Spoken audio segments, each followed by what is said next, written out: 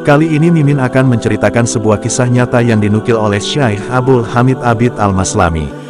Tapi sebelum itu, jangan lupa like, komen dan subscribe terlebih dahulu agar mendapatkan konten-konten menarik lainnya.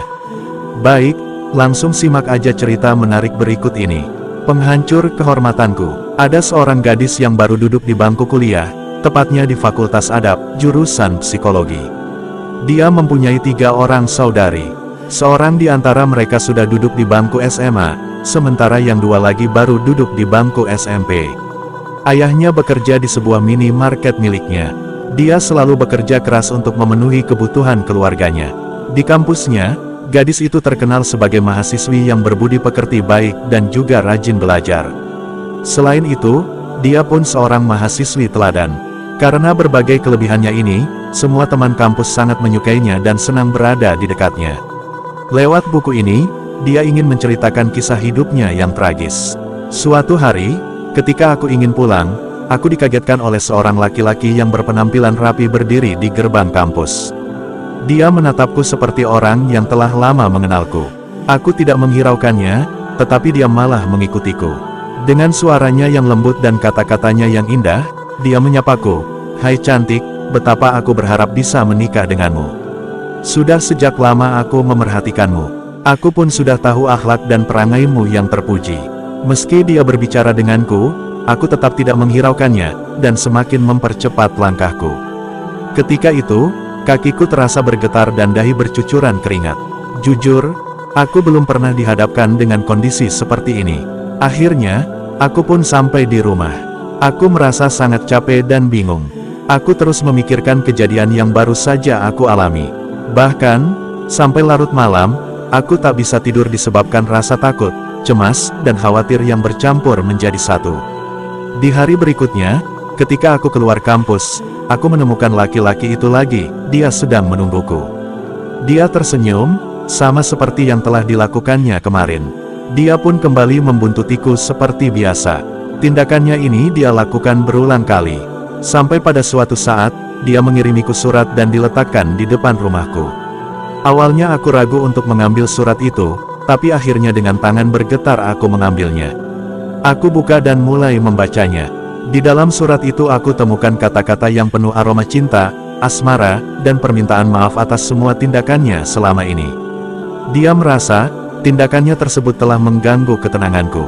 Setelah membacanya, aku pun merobek surat itu lalu membuangnya. Beberapa saat kemudian, telepon rumah berdering. Aku pun mengangkatnya. Ternyata, lelaki itu yang menelepon. Dengan nada lembut, dia bertanya kepadaku, "Apakah kamu telah membaca suratku? Jika kamu tetap tidak sopan, aku akan melaporkanmu kepada keluargaku.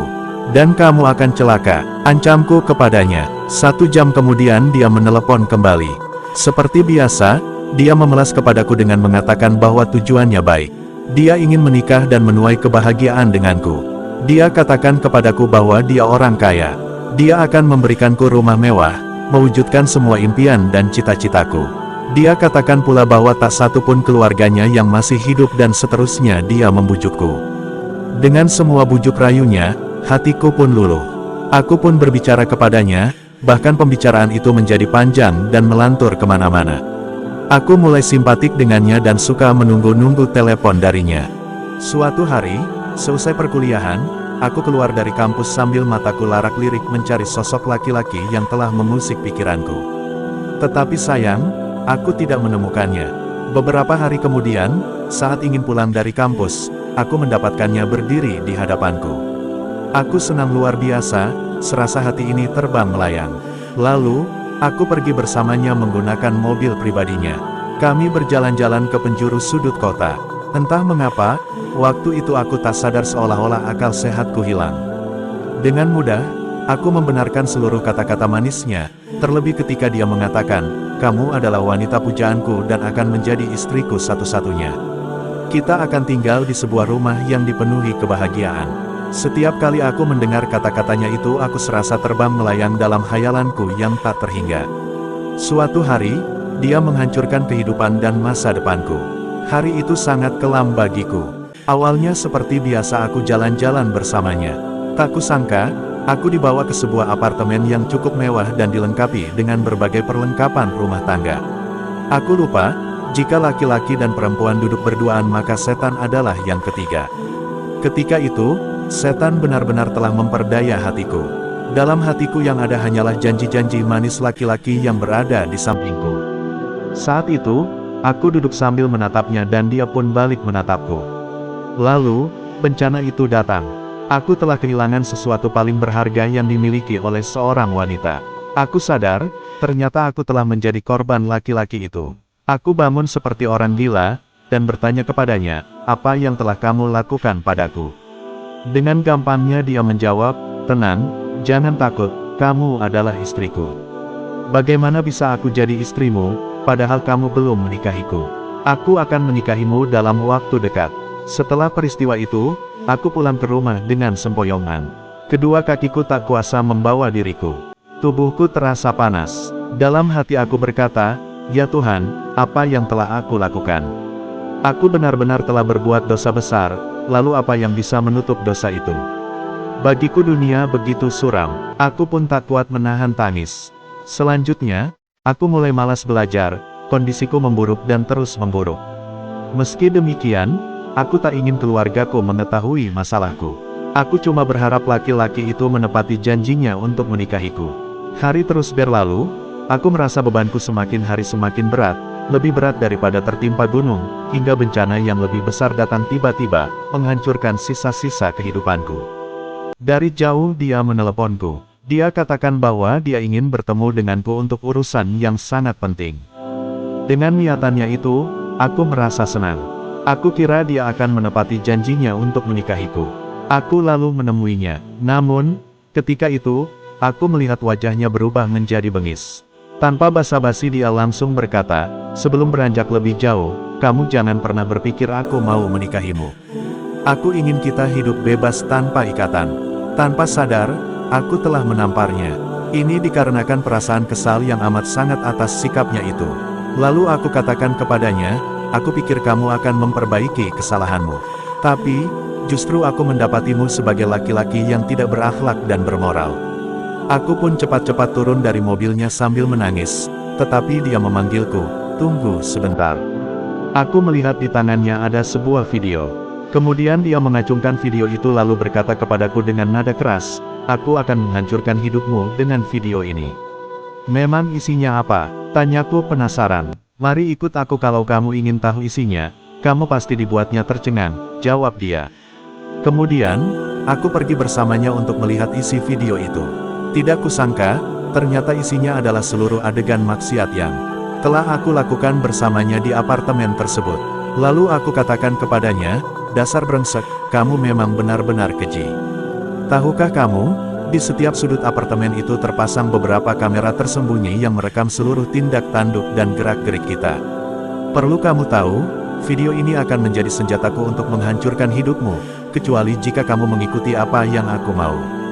Air mataku semakin mengalir deras, hatiku menjerit. Kini persoalan menjadi lebih besar, tidak hanya menyangkut diriku, tetapi juga keluargaku. Dia menolak untuk memberikan video itu kepadaku. Sejak saat itu, aku menjadi bulan-bulanannya. Dia menjual diriku kepada para lelaki hidung belang dan mengambil keuntungan dariku. Aku benar-benar telah jatuh ke kubangan lumpur. Aku harus menjalani hidup sebagai seorang pelacur. Tak seorang pun dari keluargaku yang mengetahui kelakuanku ini. Mereka semua masih mempercayaiku sebagai anak yang baik. Hingga akhirnya video itu pun akhirnya tersebar luas, bahkan sampai jatuh ke tangan sepupuku. Masalah pun bertambah rumit. Ayah dan semua keluargaku mengetahui perbuatan bejatku itu. Aku benar-benar telah mencoreng muka keluargaku sendiri. Setelah semuanya terbongkar, aku kabur untuk melindungi diriku. Aku bersembunyi dari khalayak ramai. Sementara itu, aku mendapatkan kabar bahwa keluargaku mengasingkan diri ke daerah lain. Tetapi sayangnya, berita buruk tersebut tetap terdengar di tempat pengasingan mereka. Sejak saat itu, aku menjadi buah bibir masyarakat. Bagaimana tidak, video itu dengan mudah berpindah dari satu tangan ke tangan yang lain. Aku hidup di antara para WTS yang telah tenggelam dalam lumpur kehinaan, walaupun aku harus menjalani ini tanpa keinginanku. Aku ini tak lebih hanya sebagai boneka bagi laki-laki itu. Dialah penyebab rusaknya kehidupan banyak keluarga. Dia pula penyebab hancurnya masa depan gadis-gadis di usianya yang bagaikan bunga sedang mekar. Oleh karena itu, aku bertekad untuk membalas semua perbuatannya. Suatu hari dia datang menghampiriku dalam keadaan mabuk berat. Aku pun tak menyia-nyiakan kesempatan ini. Aku lantas menusuknya dengan pisau lipat.